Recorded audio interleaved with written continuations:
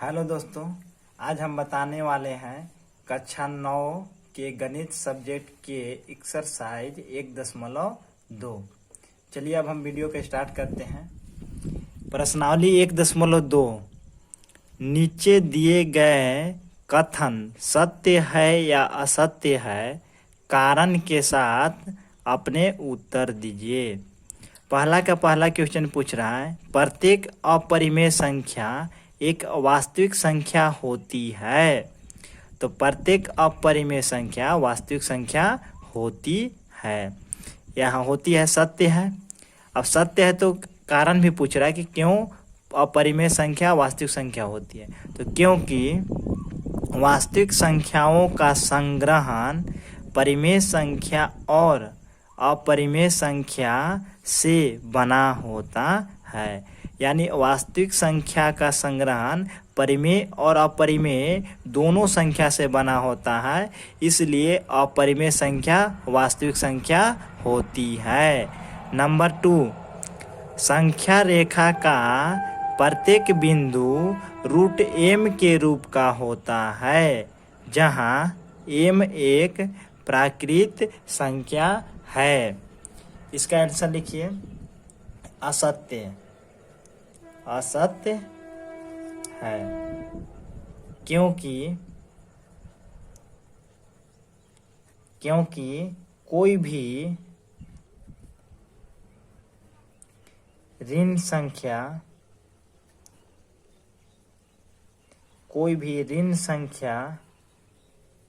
किसी प्राकृतिक संख्या का वर्गमूल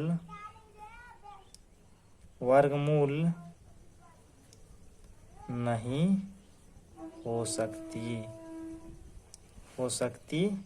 है। क्योंकि कोई भी ऋण संख्या का वर्गमूल नहीं हो सकती है, इसलिए रूट m के रूप का होता है, जहां m एक प्राकृतिक संख्या यानी संख्या रेखा का प्रत्येक बिंदु रूट m के रूप का होता है, जहां m एक प्राकृतिक संख्या है। चलिए अगला क्वेश्चन देखते हैं।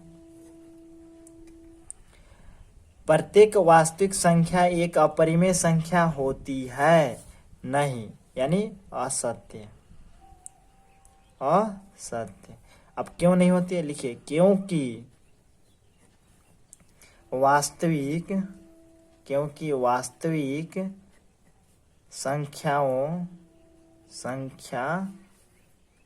वास्तविक संख्याओं में परिमेय संख्याएं भी होती है। चलिए ये हो गया खत्म। अब नेक्स्ट क्वेश्चन देखिए दूसरा। ये सभी धनात्मक पूर्णांकों के वर्गमूल अपरिमेय होते हैं। यदि नहीं तो एक ऐसी संख्या के वर्गमूल का उदाहरण दीजिए जो एक परिमेय संख्या है। तो क्या धनात्मक पूर्णांकों का वर्गमूल अपरिमेय होते हैं? नहीं, अपरिमेय नहीं होते हैं। आगे पूछा, सभी धनात्मक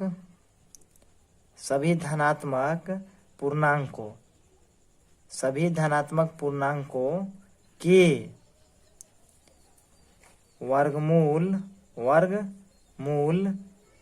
अपरिमेय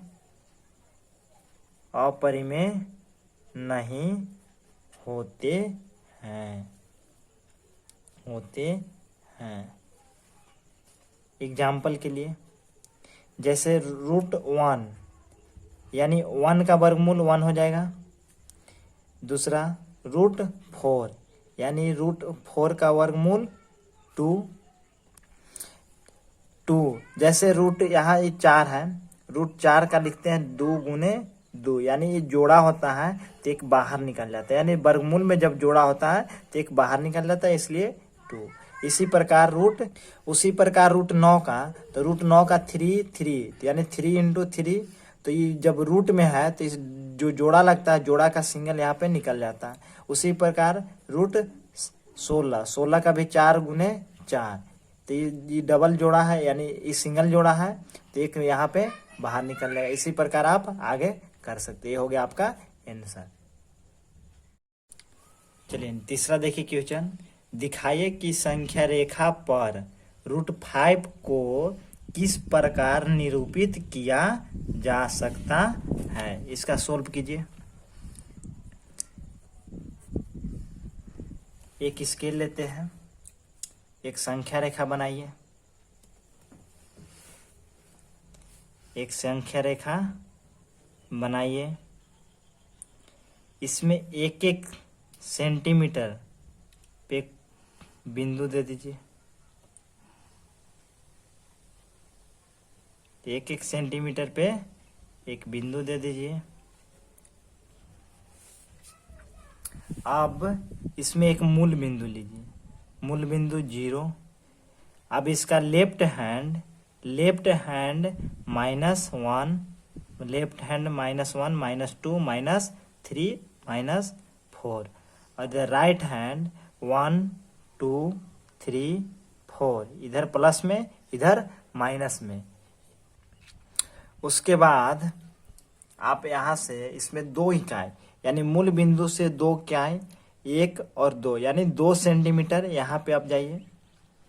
यहाँ पे आपका यहाँ से लेके यहाँ तक 2 इकाई, और यहाँ आप 90 डिग्री का कोण बनाइए, जिससे चांद से बनाते हैं, चांद की मदद से आप 90 डिग्री 2 इकाई जहाँ पे चले हैं वहाँ पे आप 90 डिग्री बनाइए। 90 डिग्री बना लीजिए। यहाँ पे 90 डिग्री बनाने के बाद आप इसी से 1 सेंटीमीटर का ऊपर में दूरी खींच लीजिए 90 डिग्री इसी से, यानी 6 था, 1 सेंटीमीटर खींचना है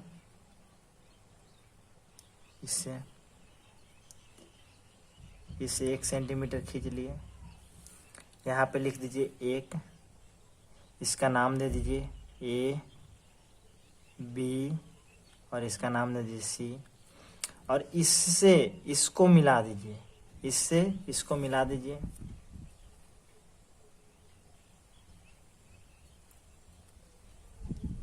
इसको इससे मिला दीजिए, यानी A से C को मिला दीजिए। ये जो आपका आया ये √5 हो गया। अब ये तो संख्या रेखा पे नहीं है, इसको संख्या रेखा पे लाना है, तो हम प्रकार की मदद से एक दूरी लेंगे, यानी A से C पर प्रकार की मदद से एक दूरी लीजिए। देख लीजिए ध्यान से, यहाँ ऐसे दूरी ले लेना है, और इसी C से इसको इस टाइप को यहाँ से इसी बढ़िया से इसको लीजिएगा, और इसी C से इसको ऐसे से मिला दीजिए, यानी इस बिंदु से यहाँ पे इस पे मिला दीजिए।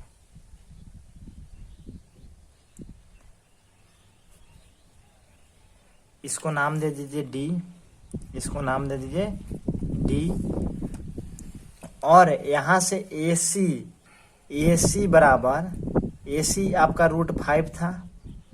अब यहाँ से A वाला और A वाला यानी A से D तक आपका, जब A से C √5 हो गया तो A से D भी आपका क्या हो जाएगा, √5 हो जाएगा।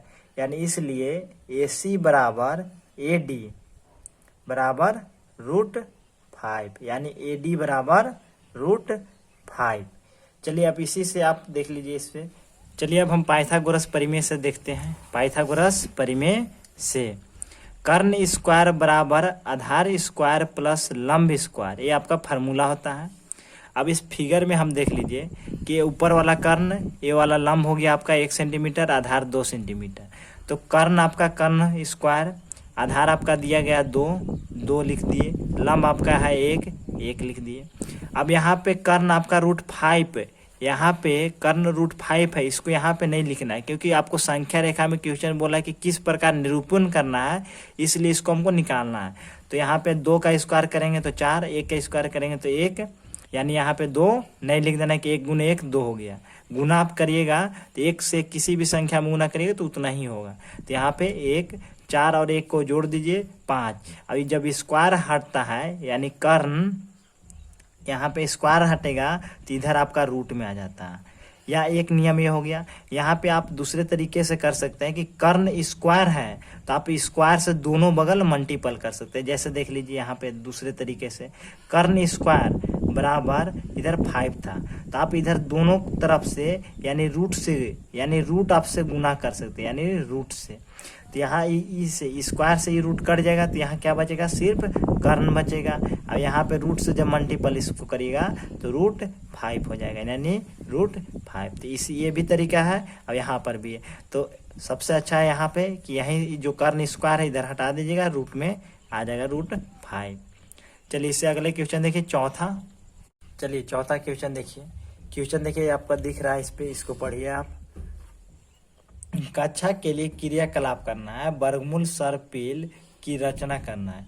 यानी कागज की एक बड़ी शीट लीजिए और नीचे दी गई विधियों से वर्गमूल यानी सर्पिल की रचना कीजिए। सबसे पहले एक बिंदु O लीजिए और एक एक लंबाई का रेखाखंड यानी लाइन सेगमेंट OP खींचना है। यानी O और P हमको बिंदु लेना है। इसके आप देखिए P1 P2 इस टाइप के खींचने के लिए बोल रहा है। आकृति भी देखिए 1.9 में देखने के लिए बोल रहा है। अब OP2 लंब रेखाखंड P2 P3 खींचिए और इसी प्रकार देख लीजिए, पढ़ लीजिए P4। और इसी टाइप से आपका क्वेश्चन देखिए यहाँ पे है, इसको पढ़ लीजिए। उसके बाद हम एक एक लाइन धीरे धीरे करके बना रहे हैं। चलिए अब सॉल्यूशन तैयार करते हैं। चौथा क्वेश्चन था 1.2 का। सबसे पहले 1 सेंटीमीटर,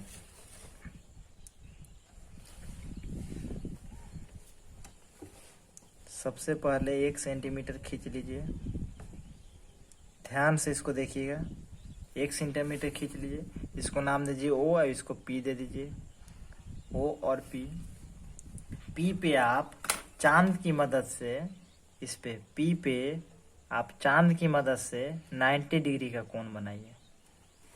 90 डिग्री का कोण बनाइए और इसी में 1 सेंटीमीटर का इसको लंबा ऊपर खींचिए। 1 सेंटीमीटर देखिए 90 डिग्री भी है, 1 सेंटीमीटर है, यानी 6 से 5 और इसको खींचने के बाद फिर इस बिंदु को O से मिला दीजिए।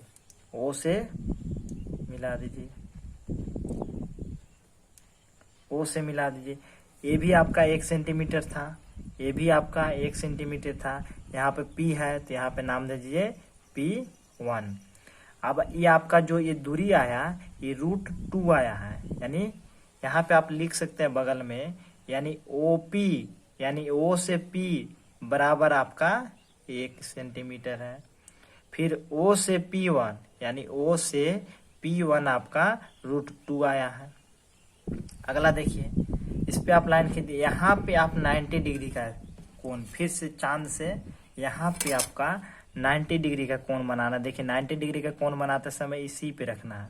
अब बीच वाला लाइन यहाँ पे जाने दी, देख लीजिए ध्यान से। इस वाले पे ये लाइन इधर सोझ मिलना चाहिए, इसमें ये वाला ऐसे, और ये जो बिंदु है यहाँ पे यानी 90 डिग्री आपका इसमें यहाँ बनेगा। देख लीजिएगा यहाँ 90 डिग्री बना। उसी प्रकार इसमें जब 90 डिग्री बना 1 सेंटीमीटर और ऊपर बढ़ेंगे यहाँ से 90 डिग्री। देखिएगा 1 सेंटीमीटर यानी 6 है तो 1 सेंटीमीटर यहाँ घट जाएंगे यानी 5 हो जाएंगे यहाँ। अब इसी फिर इसको दे दीजिए नाम P1 है तो इसको दे दीजिए P2 और इस प्रकार इसको फिर O से मिला दीजिए, इसको O से मिला दीजिए। तो इसमें न लिख के, जैसे O और P2 यहाँ √3 आ जाएगा तो यहाँ न लिख के यहाँ लिख रहे हैं OP2 बराबर √3। इसी प्रकार फिर यहाँ इस पे ये सब आपको 90 डिग्री बनना है। ये सब कितना बनना है, 90 डिग्री का कोण बनना है। इसमें आपको 90 डिग्री का कोण बनना है। अब इसमें भी आप यहाँ से फिर से चांद से आप यहाँ 90 डिग्री का कोण बनाइए, 90 डिग्री का कोण बनाइए इसमें यहाँ 90 डिग्री का कोण बन गया। फिर यहाँ पे आप 1 सेंटीमीटर का दूरी लीजिए और फिर इसको O से मिला दीजिए, O से मिला दीजिए, इसको O से मिला दीजिए। यहाँ P2 था तो यहाँ पे नाम दे दीजिए जिसका P3। O से P3 क्या हो जाएगा दूरी, O से P3 आपका √4 हो जाएगा। O से P3 यानी O से P3 यहाँ से यहाँ तक आपका दूरी वो √4 हो जाएगा। यानी √4 का हम लोग 2 भी लिख सकते हैं क्योंकि इसका वर्गमूल 2 होता है। फिर उसी प्रकार चांद की मदद से फिर आप इस पे 90 डिग्री का कोण बनाइए। फिर क्या बनाइए, 90 डिग्री का कोण बनाइए। 90 डिग्री का कोण देखिए यहाँ बनना है, यहाँ बना। अब इसमें आप 1 सेंटीमीटर की दूरी खींचिए 90 डिग्री से यहाँ तक 1 सेंटीमीटर के फिर दूरी लीजिए। यहाँ से फिर ले लिए, देखिए यहाँ आपका ए वाला 6 है ना, ए वाला से यहाँ से 5 यानी 90 डिग्री। ध्यान से देखिएगा इसको, यहाँ 1 सेंटीमीटर ले लिए। फिर यहाँ से इसको O पर मिला दीजिए, O पर मिला दीजिए, O पर मिला दीजिए। इसको नाम दे दीजिए P4। यानी यहाँ ना लिख के यहाँ लिख रहे हैं POP यानी OP4। O और P यानी O से P4 तक की दूरी आपका √5 हो जाएगा। अब फिर उसी प्रकार से अगला फिर चांद लीजिए, फिर 90 डिग्री बनाइए। ऐसे ही आप करीब 10, 12, 15 जितना तक बना सकते हैं बनाना है। फिर यहाँ पे आप 90 डिग्री लीजिए। फिर देखिए यहाँ पे 90 डिग्री हो गया। यहाँ से 1 सेंटीमीटर की दूरी खींचिए,